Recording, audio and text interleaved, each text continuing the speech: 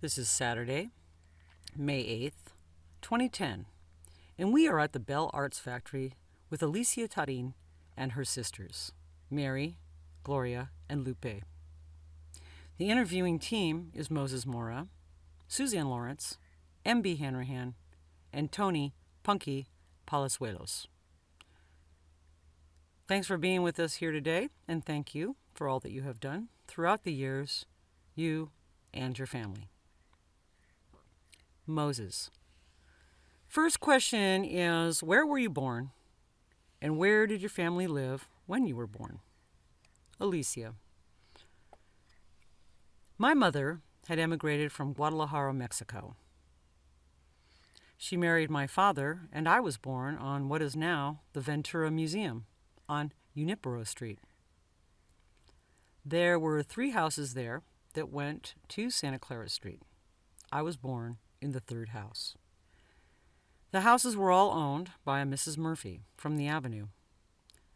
My mother had me at home, of course, like a lot of people at the time. I can't remember how old I was, but right across the street was Universal Motors. Some of you will remember Universal Motors, where they fixed cars, and on the corner they sold fancy new cars.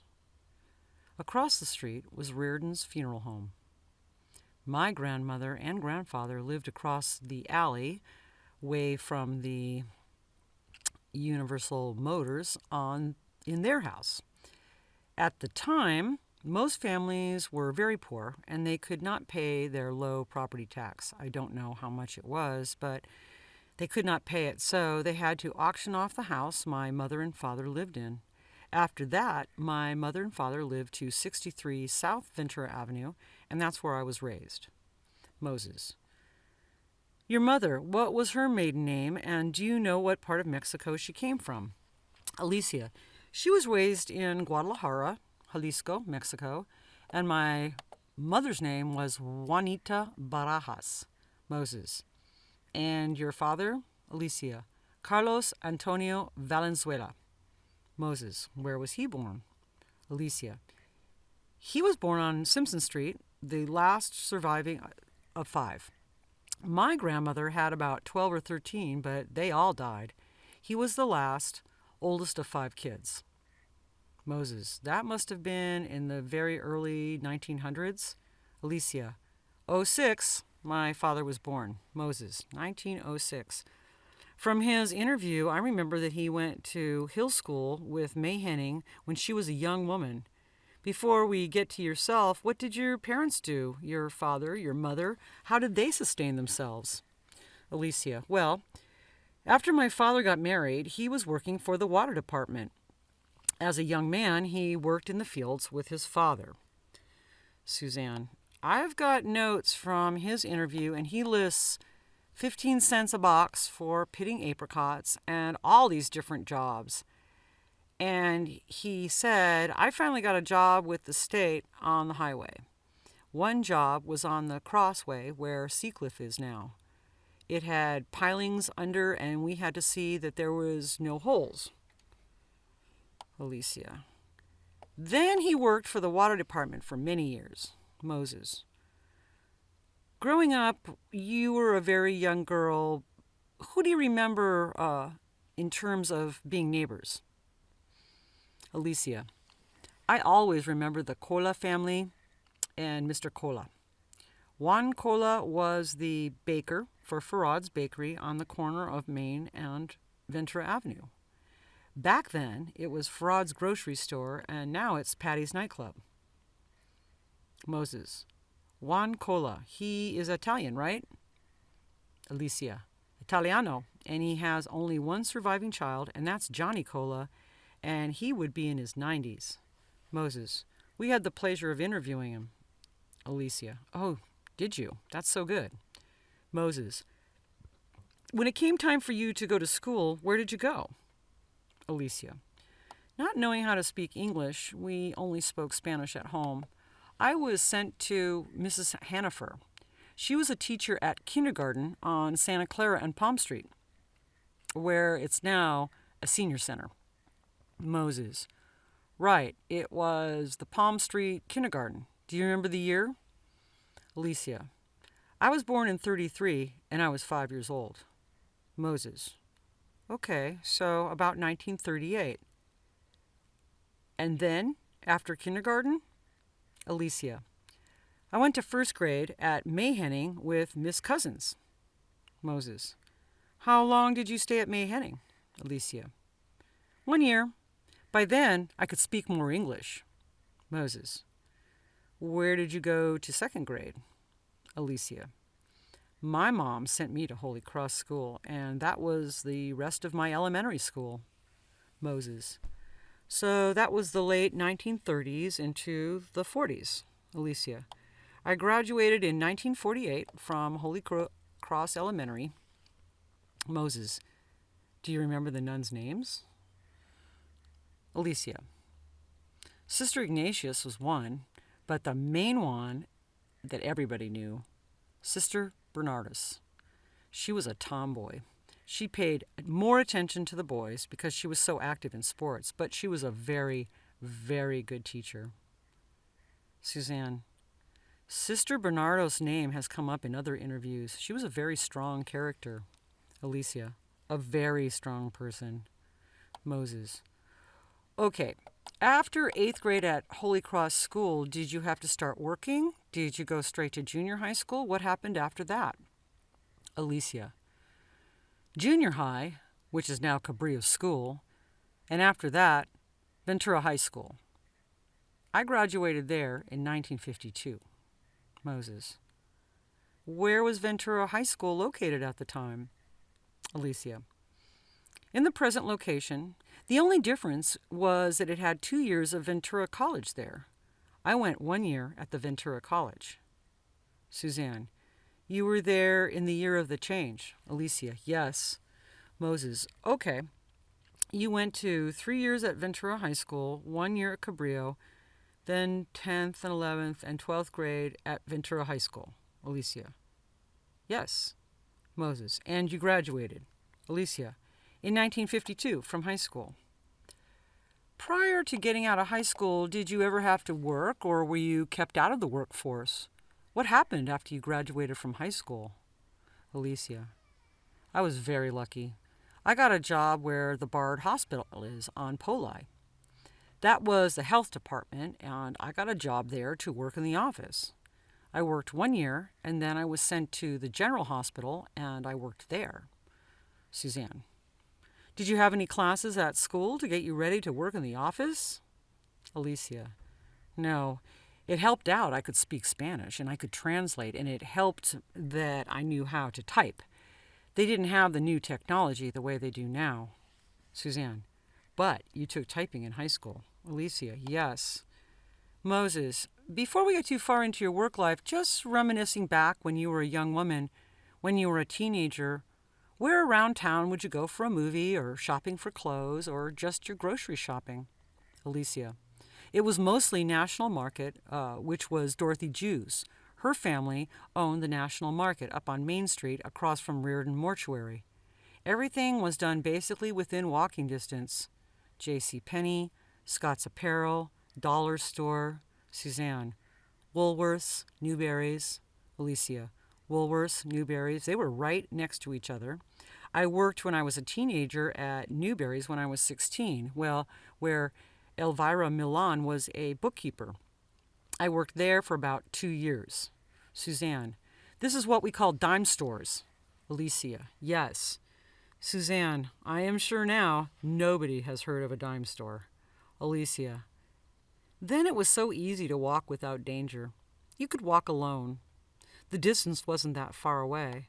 And the movie, when we had 20 or 25 cents, we went to the Mission Theater. Moses. Where the Knights of Columbus Hall is today. Alicia. Yes. And if we had a little bit more, we could go to a high-class Ventura Theater, which we considered higher than the Mission Theater. Suzanne. It was pretty fancy, though. The Ventura Theater. Alicia. Yes. And then on the Mayfair, which was fancier, and the American Theater. I didn't go to many parties, but I would hear about the Green Mill Ballroom, but I wasn't allowed to go to the dances. But we enjoyed the fair parade because it would go by our house, and that was a big deal. Suzanne, did they have dances at Holy Cross? Alicia, no, not that I knew of. Moses, in those days, the fair was actually later in the year, right? Alicia, October. A lot of kids would get out of school, and after school, they would work part-time. Suzanne, Wednesday, the parade day, was free to enter the fairgrounds. Moses, aside from your sisters, did you have any brothers? Alicia, no brothers. I am the oldest of 4 girls. Moses, no brothers. So, did you girls have any interest in seeing baseball games at the fairgrounds? Alicia, we had interest, but I never went. My sister remembers going to see the minor leagues there, but doesn't remember the team names. Suzanne, I have a girly question. Did you do your own sewing, or did you buy all your clothes ready-made? Alicia, my mother was a very gifted seamstress, and she would make our clothes. Suzanne, do you remember buying yardage at the dime store or at the Great Eastern? Alicia, yes, at J.C. Penney. She would buy a lot of material there. Suzanne, I don't even know except at a specific yardage store where you can buy it anymore. Did you sew? Alicia, no. Suzanne, the same happened to me. Alicia, really? Suzanne, I didn't sew. Alicia, I learned to cook, and that was very simple because it was after the Depression, and I learned during the war, and we really had to watch our budget. Our mother was very budgeted, wasn't she? Suzanne, did you have a gas stove or electric? Alicia, gas. Everyone had gas. And of course, in the beginning, we had an ice box, and we bought our ice on Santa Clara Street. I forget the name of it. Suzanne, Union. Alicia, Union Ice Company. Moses, do you remember Mr. Wong around town, the Chinese man that did the kites? Alicia, no. Suzanne, I think we were a little young to remember Mr. Wong because Dorothy Jew wasn't quite young with her, because Dorothy Jew was quite young with her memories of Mr. Wong. Alicia, I was born in December, and she was born the next year in August. We're about the same age, and she was the first of that family of all the kids. Suzanne, how did you learn English? Just by picking it up along the way? Alicia, I wasn't taught like how they want to teach kids English now. What happens is that your native language gets put aside and you learn more and more of the new language and you forget and you don't learn more Spanish. Suzanne, what did you do with your parents? Weren't you speaking Spanish with them? Alicia, oh, yes. But you see, my mother was starting to pick up more English, so now you get the word parquear, which means parking, and in Mexico, the word is estacionar, so you start putting more English into your language. Moses, help me remember. I remember the interview with your dad. Do you have Chumash blood in the family? Alicia, no, it's Yaqui from northern Mexico. Sonora, Mexico. Yaqui. Suzanne, but these notes say his father came from Sonora in 1938, so they have been here a long time. Alicia, yes, 7 generations. Suzanne, he became a citizen when California was admitted to the Union. Moses, I have one more question about the Mission Theater. Were those films in Spanish or English? Alicia, in English. Moses, by this time in your life, you were well versed. Alicia, yes. Moses, let me ask you this. The war, the military, how did it impact your family? Did your dad end up going into the military? Alicia, he was exempt because he had 3 children then. This was 1941, but he did go to be examined to see if he would go. All his brothers were in the service. Moses, during the era of World War II. Alicia, World War II. Suzanne, you would have been, say, 10 till 12. Alicia, I was 8 when the war started. Suzanne, oh, yes, your math is better than mine. Alicia, no, mine is bad. Suzanne, do you have any memory of saving things like tin foil and grease? Alicia, Oh, that was the main thing. If you go down the street and you see any tinfoil, pick it up and collect it for the war effort. So it was always on our minds as young people because they said on the radio, help out as much as you can. Then, too, we were rationed different foods. We couldn't get everything we wanted. That was going to the servicemen. We also saved our grease. Suzanne, do you remember where they turned it in? Alicia, I don't remember which store, but they would get rid of it. It was an effort. Everybody put in their effort. Suzanne, did you do canning at home, preserving things? Alicia, oh, my mother was into canning. We would help her peel. What did you can? Alicia, peaches. A lot of peaches. She was very talented at that. So we would get in there with the boiling and everything. Suzanne, did you make jam? Alicia, we made jams and a lot of tortillas. Suzanne, who was the family tortilla maker? Alicia, well, I was. Alicia's sister in the audience states the only time she made tortillas was on rainy days, and that wasn't very often. The main thing we had was sourdough from the bakery. And on the weekends, we would go and see if there was any dough left, and we would buy a big chunk from Mr. Cola. And then he taught us how to make paninis, which you cut up the dough and you fry it, and you could put anything in that you wanted to on the piece. It was so good, and it wasn't fattening in those days. Suzanne, did you have physical activities? Did you go to the beach? Did you play sports in school? Alicia, no, I didn't, because my mother said, you have to come home and make tortillas. I'll have the dough ready for you, and you have to make tortillas for supper. Moses, okay, let me get the sequence of who is the oldest. Alicia's sisters are in the audience as well. Alicia, I'm the oldest. She is number 2, 3, and number 4. Alicia is pointing out her sisters sitting in the audience. Moses, and between the years, is there like 2 years difference? Alicia, there's more. She is 8 years younger. Moses, growing up, did you spend much time here on the avenue?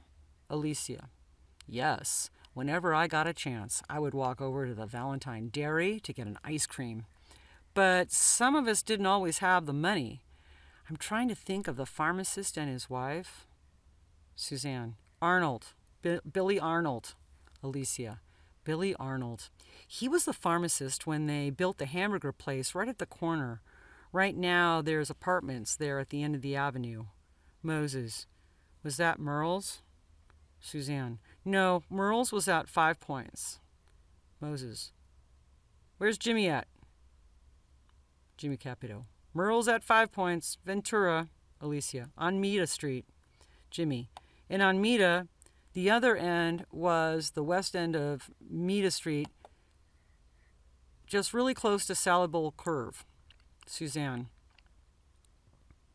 what was the name of it, Jimmy? Alicia, Merle's Drive-In. Jimmy, was it called Merle's? Alicia, Merle's Drive-In. Jimmy, I've been asked that before. I cannot remember what it was called. Suzanne, was there a second one? Alicia, yes, the second one was at 5 Points. Moses, there's a stereo place there right now. Munt Stereo. Suzanne, yes, but was that the first Merle's or the second Merle's? Alicia, second. Suzanne, second. Ah, there's your answer, Jimmy. Alicia, it was very, very popular. I never did go in there because I never had the money to buy anything. Suzanne, but you went to Valentine's. Where is it? I've forgotten now. It's a few blocks more on the avenue. Alicia, Dolores, do you remember where Valentine's was? Was it 1 or 2 blocks down? Mary? Simpson? Mary, oh no, between Ramona and Kellogg. Alicia, it was very popular. Suzanne, but it was a dairy and a lot of ice cream. They had a big red heart. Mary, it was also a Kentucky Fried Chicken. Moses, it was also a laundromat, wasn't it? And a laundromat. Oh my goodness. That was after they closed. Suzanne. They had a big red heart for Valentine's. Moses. In fact, last year when they remodeled that place, they took the facade off and you saw those hearts. Suzanne. Oh, really? I would have liked to seen that. Moses. I got a picture of that in here. People were standing out in the street and taking pictures, and cars were honking. But they needed those pictures because that window of time was only going to last a few days before they put up a new facade. Suzanne. That was like when Bobby's burned down, and all of a sudden there was that Bill Durham sign from, I think it was Fazio Newby's grocery. And they had a big drawing of a bull and a Bull Durham sign. And then, of course, they just built Bobby's right back up again, and it disappeared. Moses. Still, on Valentine, what was that primarily? Was it a dairy? Alicia. Primarily ice cream and dairy. Moses. It was just an ice cream place.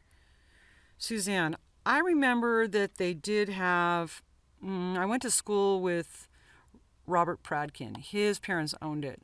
But I think initially it was a dairy because she had collected milk bottles from Valentine's Dairy. But that was a long time ago, and I think in our time it was just ice cream. Moses. And so things like, for instance, going out to dinner at a restaurant was out of the question for the members of your family? Alicia. No, never. Moses. Do you remember any of the restaurants that you might walk by? Alicia. Oh, sure. You know where Heine had his pool hall? Moses. The one on Main Street? Alicia. The one on Main Street. Well, during the war, there was one or two restaurants right next to them, and they put not a chicken, but a roast beef rotisserie in the window. So you would pass by there, and you would smell the aroma, and you would put your nose up to the window. You wish you could have some. Someone in the audience states, how about watching TV on Main Street on the sidewalk? Moses. Reality is, if you probably had a quarter, you probably could have gotten some of that on a sandwich or something. Alicia. From the kitchen leftovers. Moses. So how much time did you spend at Heine's? Alicia. I passed by there every day and heard the men playing cards in the back. I think my father would go in there once a week for a drink. My father was just so friendly. He would go to the Montmartre right next to Phil on the weekends, and probably just to have something to do. He'd get together with his friends and have his drinks back there. And of course they didn't have glasses to drink from. They would drink from the bottle, and the reason I know is because my mother would say in Spanish, go after your father, it's late already. 10, 10:30, 11. Go after him. Well, from there it was just a few steps away. Well, in the back of Mr. Cola's bakery, Farad's bakery, and my father would be there with all of his old friends. But he wouldn't go into the Montmartre nightclub because he didn't have any money. They only had money for big bottles of port wine, and when he ran out of the port wine and he wasn't able to go to the national market, he would give me a few cents and say, go over to the national market and get me a little bottle of port wine. And so I would go. There were no rules back then as to the age you had to be. They would sell it to me and my father would be happy. She is showing a picture now of where her grandparents lived. Moses. Is that the one on Ventura Avenue? Alicia. Yes, right next to Mr. Cola's house. This is what my grandmother and grandfather lost when I mentioned they couldn't pay the taxes. So my mom and dad bought it, and then my mother and father remodeled it, and I remember asking them, how much does it cost to remodel the house? About $2,000. Suzanne. And where did your grandparents go? Alicia. Well, they lived here with us. I was 4 years old when they both died, the same year. Like I said, there was 7 generations from my father's side. My grandmother was born in Ventura. She was Myra Harrison's niece. Myra Harrison's mother was her sister. Suzanne. And these are the Harrisons of Harrison Street? Alicia. Harrison's rubbish. Suzanne. Oh, really? Alicia. Yes. Suzanne, and were they on the avenue at Harrison Street? Alicia, probably they named Harrison after them. I don't know that. Moses, by the time you graduated from high school, where were you living? Alicia, I was living at 63 South Ventura Avenue. Moses, then you started your work at the hospitals. And how long did that last? Alicia, until 1954, and then I got married. Moses, oh yeah, tell us about Hector Tarin. Where did you meet him? Did you always know him around the neighborhood? Alicia, no. Moses, tell us a little about his story. Alicia, okay, you know me. I'm always wanting to meet people, so I would be outside greeting neighbors or whatever. It was in April when my husband was discharged from the Air Force, and he was looking for jobs, so he passed by South Ventura Avenue in front of the house. One day, I said, "Hi, how are you doing, and what's your name?" And that's how I met him, by greeting him. Because my husband is very quiet. He's an introvert. And then he took my friendly ways. Moses, he was born in Ventura. Alicia, he was born in Saticoy. He came from a family from Chihuahua, Mexico, the Tarins. Moses, by the time you met him, he was looking for work over here. Alicia, yes. When he was 12 years old, his family moved from Saticoy to River Street. Everybody knows where River Street is. You know where Patagonia is now? River and Brook Street. They lived there. Gradually, I would meet his family. We became more acquainted and talked when we went to May Henning School. We didn't go any other place. We would sit at a bench at May Henning School where my mother didn't see me. I would sneak over there. Moses, and how old were you when you met Hector? Alicia, I was 19. Moses, you were 19, so you were essentially out of high school and already just a young woman. Alicia, yes. Suzanne, but you still had to slip away to see him? Alicia, I still had to slip away, or I would get hit with a broom or get slapped when I got into the house. Suzanne, oh dear. Moses, so they knew? Suzanne, well, didn't they want you to get married? Alicia, no, it was not in their plans. Their plan was to go find work and keep working to help with the budget. Suzanne, oh my goodness. Usually parents are very anxious to marry off the daughters, especially when there are 4 girls. Alicia, but you know, my mother was the main one. She did the rules. Suzanne, so your mother was the money manager and her priority was to get all 4 girls through Holy Cross, and that was expensive. Alicia, no. Suzanne, in those days. Alicia, I think it was $4 a month for all of us. Suzanne, was she as hard on the other 3? Alicia, I feel that she was harder on me. That's the way it is with the first one, a lot of times. Suzanne, had your mother been independent in her own time? I'm comparing what you went through, and I was just 4 years after, but my mother had been independent and she had worked, and so it never occurred to her to make that many rules for me. Had your mother's life been quieter or more protected? Alicia, my mother was the youngest of 11 children. They came in the 20s and went to work in Fillmore, picking lemons with her sisters, her mom, her brother. So there were 4 of them in Fillmore. I told my mother, you are the one that started the liberation movement. But in those days, if your mom and dad says, you go back with them. She didn't. She stayed in Fillmore. From then on, she met the different pioneer families. She met the Camarillos. She worked for the Pinkertons of the Star Free Press. She worked for the Canet family, Canada Larga. So she got around, and she was quite independent.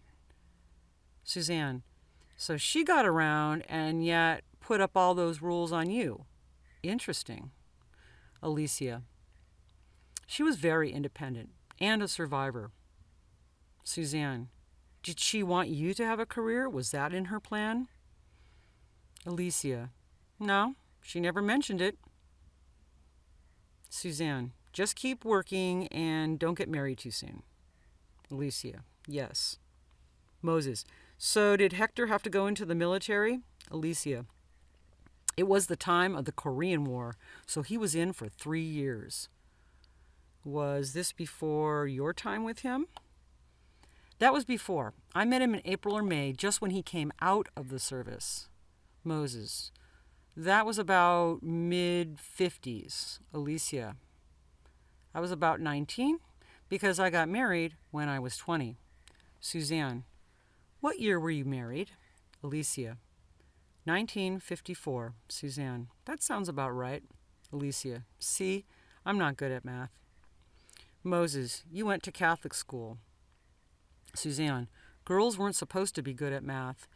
They didn't worry our pretty little heads full of math. Alicia. They gave me a C and a D. Suzanne. Oh dear. Moses. 2 questions. What was Hector's work? What kind of work was he looking for? And how long did it take your family to warm up to him? Alicia. I will get to the last question later on. Right away, he was very lucky because he was very artistic. So he found a job with Balsamo Brothers Paint Store, which was right there by Santa Cruz and Santa Rosa Street. The building is still there, and now it's a coffee shop. But he worked for them and has been a painter ever since. A painter and anything related to painting. He's painted fancy homes and is very artistic. Moses. Yeah, we know that. Alicia. Well, a lot of artists are quiet. Oh, as far as the family? Moses. Yeah, family. How did you break into that intro? Alicia. It was hard for them to come to like him and know him. So I ended up more at his house than he did at my house. He had a wonderful family. Of course, my family was very joyful with Mexican music and so on. Being as he was quiet, I think my mother and father were suspicious. And why was he so quiet? Moses. But your parents didn't know his parents? Alicia. Not that well. And yet we lived close by, or at least it wasn't very far, 63 South Ventura, and go over to Seaside Park, and they are there close by. Moses. But it did happen, nonetheless. You married the guy, and they were all right with that by that time? Alicia. Yes, by that time. Moses. When you were newlyweds, you're both young, and he's working for the paint company, and you're doing what? Hospital work? Alicia. Yes. Moses. You were doing hospital work. Where did you guys settle at? Alicia. When I say my mother-in-law was wonderful, she had a little house in the back of her house, 1 room, 1 bathroom, and 1 kitchen, and she let us live there for 3 years in the back of her house. Moses. And then? Alicia. Then we moved 3 years to Oxnard because at the time they were offering homes, but you didn't give a down payment. After 3 years, you had to pay a balloon payment. Well, we didn't have a balloon payment. We had to get out of there. We didn't know much about those things, you know. They would come and say, "It's time for your balloon payment," and we'd say, "What?" So we moved back to my wonderful mother-in-law's house. Suzanne. And you were still working for the hospital? Alicia. No, by then I had 2 kids. Moses. Tell us about the kids. Alicia. The first one was Charlie. He's 53. He was born in 56. Moses. He was born in 1956. Alicia. Then we had Margaret. So I have 5 kids. Moses. So was Charles and Margaret named after someone? Alicia. Charlie after my father, and Margaret, I just came up with that name. Moses. And then you had 3 more kids after that. Alicia. Altogether 5. Moses. Are there any stories or anything else you remember of those times? Any time in your life that might be of interest to us? Alicia. I was raised in a wonderful neighborhood. Everyone knew each other. When I lived on Brook Street, it was wonderful because my mother-in-law was so generous and good. Our families got together, more or less, and there was a lot of good things to remember. The pictures we see of your family, there's always a lot of people. Was that extended family? And I guess your family was close to the Contreras family that lived right there? Alicia, yes, across the street. They were a good family. Priscilla Contreras Herrera. The church was a focal point of our social life. Suzanne, so this gives you things to look forward to. Alicia, yes. From the audience, Alicia's sister is stating that any religious event related to the old mission church, they would always attend these events. They knew they had to be there. Alicia, so basically our life was around the mission, and of course my father would recall the famous Father Grogan. He was noted for his Irish drinking. Barney probably remembers him too. From the audience, her sister is stating, we used to collect bottles to go to the movies. Moses, the Knee-High Bottling Company? Again, from the audience, her sister states, whenever we could, we would go around to one of my mother's tenants and all the people that drank and take them to the liquor store because that's how we would get our 10 cents, 25 cents to go to the movies. Suzanne, the liquor store had refund bottles as well? Alicia, yes, they did. Her sister is stating, then they'd get mad at us because we were bringing all the bottles. Alicia, well, my father's garage was full of empty bottles, but what I remember was his weekend drinking. Then he was working at Port Hueneme during the war. Her sister is stating, what about Foster Park and Camp Comfort? That was part of our social life. Moses, yes, thank you for mentioning that because one of the pictures with the Contreras family is probably up there at Foster Park. Alicia, at the mural. Moses, yeah, the picture is on the mural, but a lot of the active families, you guys went to Camp Comfort and Alicia, yes, Camp Comfort and Foster Park. Moses, how often do you think did you do that with other families? Alicia, not much with a lot of families. Families that lived in the neighborhood would be there on the weekends. Her sister is stating, we did that often, almost every weekend, besides going to the movies. That was our highlight. Moses, going to the barbecues. Sister is stating, my dad did short ribs, and that's how we met the Sawyer girls. Moses, the Sawyer girls? Alicia, Joan Sawyer and her sister Mary Jane. Moses, they became friends of yours? Alicia, Joanne went to school with me and we graduated together. My father was a very outgoing person, friendly, and Barney would attest to that. He would be friends with on Garden Street, to the Figueroas, all the old families. My father knew a little bit of everyone's history. He knew the Blevins family, Pauline Blevins. They lived there for a number of years. Moses, do you remember when West Park came into being around 1949? Was that something you ever went to?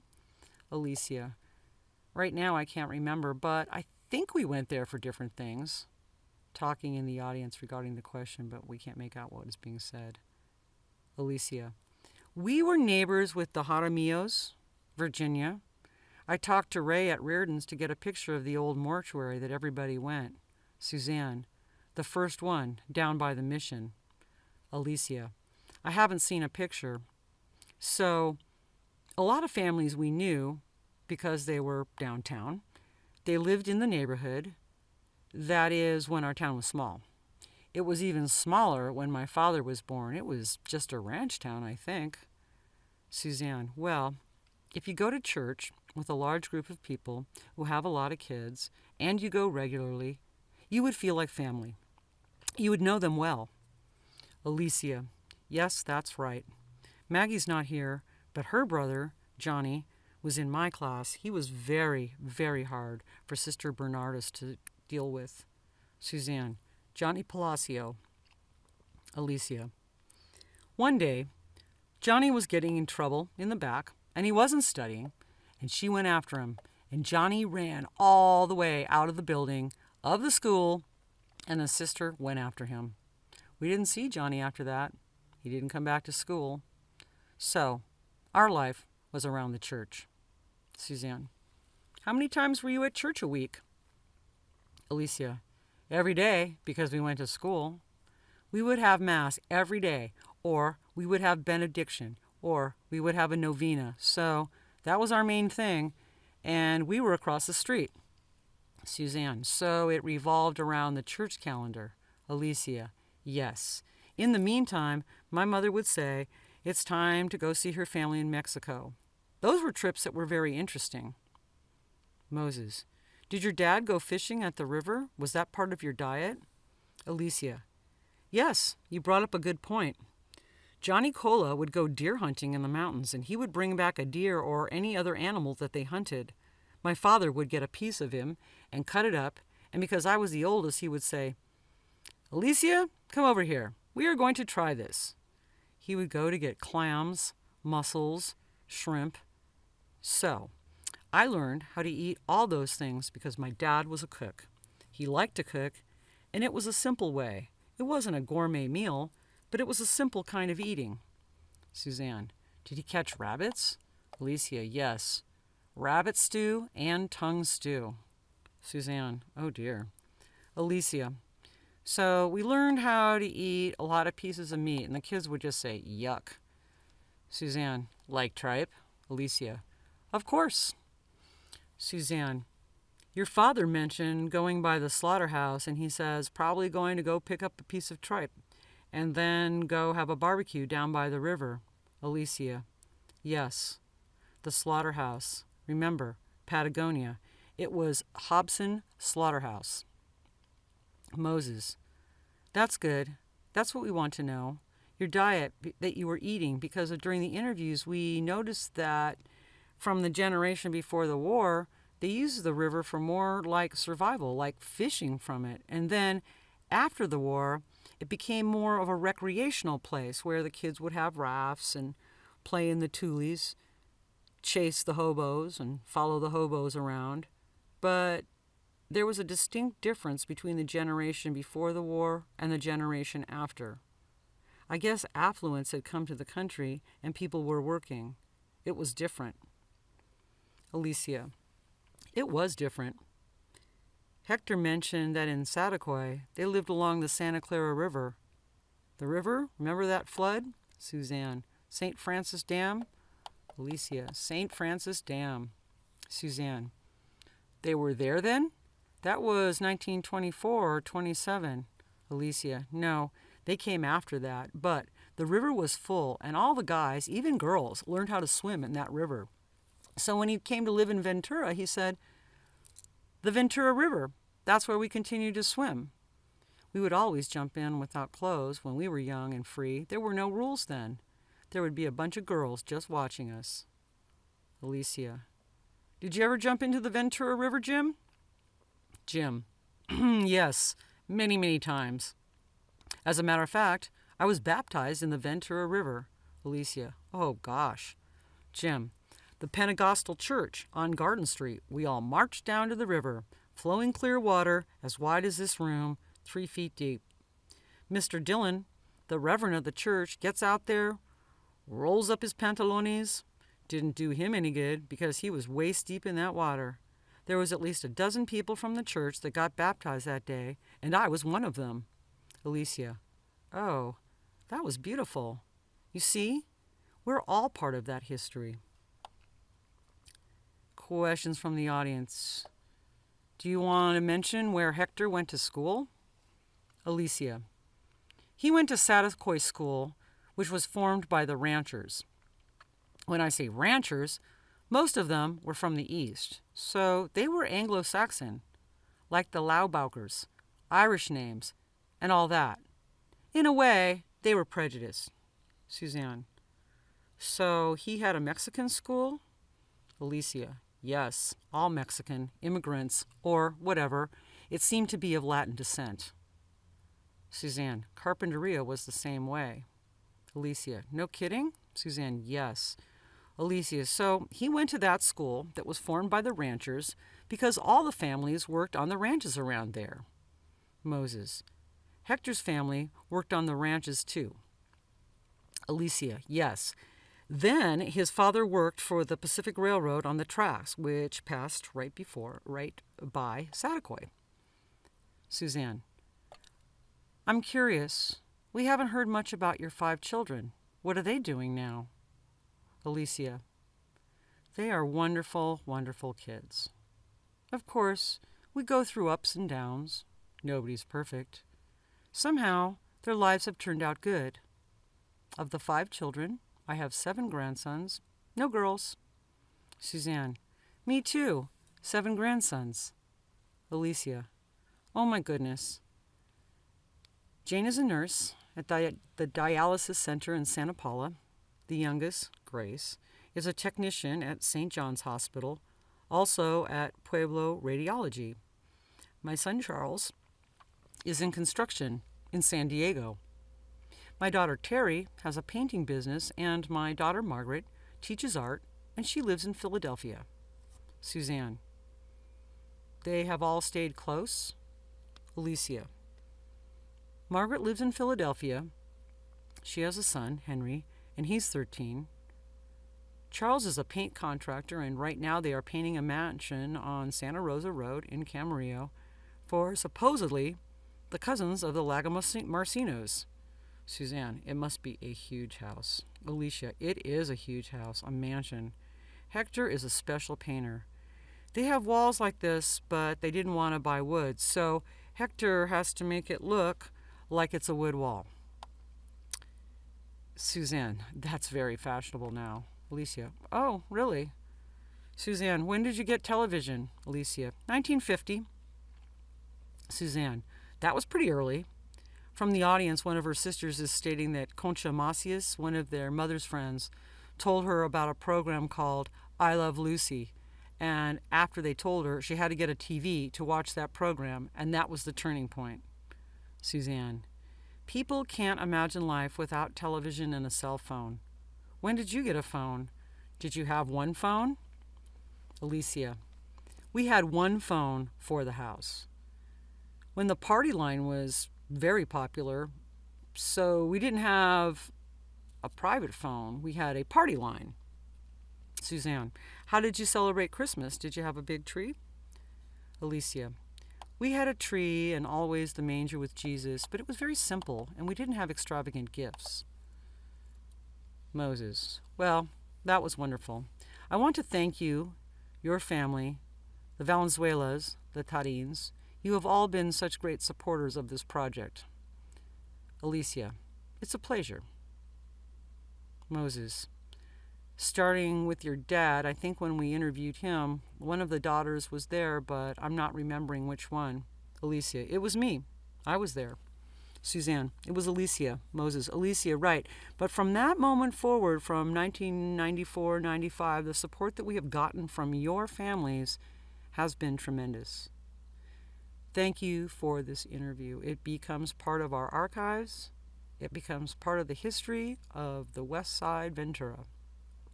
Alicia, I want to thank everyone too. You're all great. We have a wonderful committee of people. Moses, Gloria wants to ask something. Alicia, yes, Gloria. Gloria, because of the history, I want to ask, when my father died, he said it was a great article in the newspaper, but we got backlash from the Chaffee family that we were wrong about that. But my dad was pretty much right on. In the old days, they used to call Mayor Alcalde. It seems that the Chaffees claimed that we had misinformation. Of course, they wanted to retrack it, and they had called Alicia after my dad died to retrack it. Alicia, and I said no. Gloria, my dad was pretty right on, you know. Suzanne, yes. Walter Scott Chaffee, I think, was the first mayor. Gloria, official mayor. Suzanne, official mayor, and his picture is up in the courthouse. But it wasn't too hoity-toity. The man ran a saloon, you know. They were just ordinary folks. It kind of grew, I think, as the story went on. But the Ticos, They were as important as it gets in Ventura County. Gloria. Our great-grandmother had our grandmother, in parentheses, an illegitimate child, in parentheses, to Ramon Tico, Fernando's son Ramon. In those days, before our grandmother died, a lady who was a descendant of Tico's and worked for the county, she was a recorder. She went to our grandmother and wanted her to sign off on the will that she would not have any part of the Tico family. We would like to know where to go and who to ask regarding the history of our family. Suzanne. The best bet is to find someone in our local genealogy society who hasn't got a project at the moment, because they get very excited about tracking back a family like that. That would be my first step. They meet at Trouter Hall at the Methodist Church right by Cabrillo School. They meet about once a month, and they take that very seriously. Alicia. And I want to thank Suzanne for helping us out, and your patience for staying here and listening, especially Barney. Thank you, Moses.